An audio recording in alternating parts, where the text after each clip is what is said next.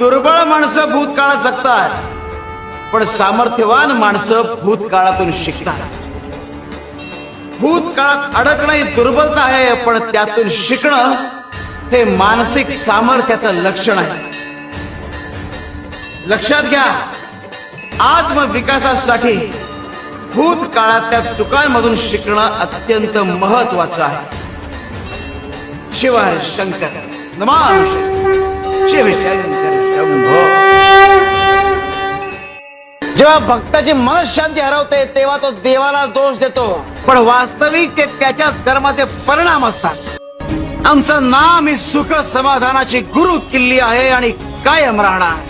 आम्हाला स्वतःला सिद्ध करण्याची गरज नव्हती, नाही आणि नसणार आहे. जो आमची भक्ती करेल, आम्हाला समर्पित होईल, त्याला आमचा अनुभव येईल, आणि जो आमचा विरोध करेल तो आमच्या अनुभवाला मुकणार.